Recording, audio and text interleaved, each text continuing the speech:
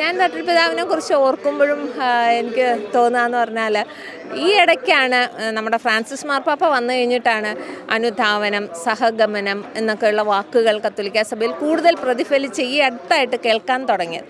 പക്ഷെ ഇതിനൊക്കെ എത്രയോ മുന്നേ ഞങ്ങൾ ഇതിൻ്റെ ഒരു നേരിട്ടുള്ള അനുഭവം അനുഭവിച്ചിട്ടുള്ളത് തട്ടിൽപിതാവിൽ നിന്ന്. എന്നും പിതാവിൻ്റെ പ്രത്യേകത അറിയാമല്ലോ, പുഞ്ചിരി പിതാവ് എന്നാണ് പറയുന്നതെന്ന് പറയും. അപ്പോൾ എപ്പോഴും ചിരിച്ചുകൊണ്ട് നടക്കുന്ന പിതാവ്. നമ്മളെ എവിടെ വെച്ച് കണ്ടാലും നമ്മൾ ചിലപ്പോൾ ഡിപ്രസ്ഡ് ആയിരിക്കും, ഡൗൺ ആയിരിക്കും, ക്ഷീണിതരായിരിക്കാം, എന്തെങ്കിലും ജോലിയൊക്കെ ചെയ്താവുന്നു എന്ന്.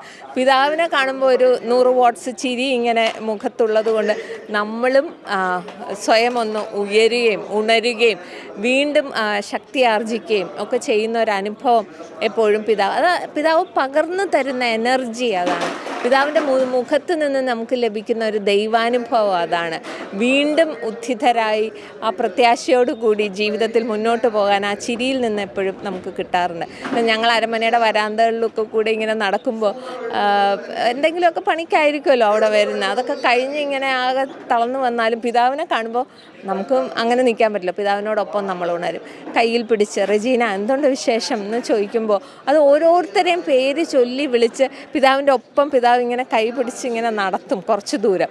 അടുത്ത ആളെ കാണുന്നോളം വരെ നമ്മുടെ വിശേഷങ്ങളായിരിക്കും പിതാവ് ചോദിച്ചറിയുകയും പങ്കുവയ്ക്കുകയും. അതൊരു വലിയ അനുഭവമാണ്. കാരണം പിതാക്കന്മാരുടെ ഭാഗത്ത് നിന്ന്, അച്ഛന്മാരുടെ ഭാഗത്ത് നിന്നൊക്കെ നമുക്ക് സ്നേഹപൂർവ്വമുള്ള ഒരു പ്രോത്സാഹനവും തലോടലും ഒക്കെ ലഭിക്കുമ്പോൾ വീണ്ടും ഊർജ്ജസ്വലരായി മുന്നോട്ട് പോകാനുള്ള ഒരു വലിയ ഇത്. അതാണ് എപ്പോഴും പിതാവിനെ കുറിച്ച് ഓർക്കുക. ഫ്രാൻസിസ് മാർപ്പാപ്പ ഇങ്ങനെ ഒപ്പം നടക്കണം എന്നൊക്കെ പറയുമ്പോൾ എത്രയോ മുന്നേ നടന്നു തുടങ്ങിയ ഒരു പിതാവാണ് അഭിവന്യ റാഫേൽ തട്ടിൽപിതാവ്. പിതാവിന് ഈ അവസരത്തിൽ എല്ലാവിധ പ്രാർത്ഥനാ മംഗളങ്ങളും തൃശ്ശൂർ അതിരൂപതയുടെ പാസ്റ്ററൽ കൗൺസിലിൻ്റെ പേരിൽ ഞാൻ നേർന്നുകൊള്ളുന്നു.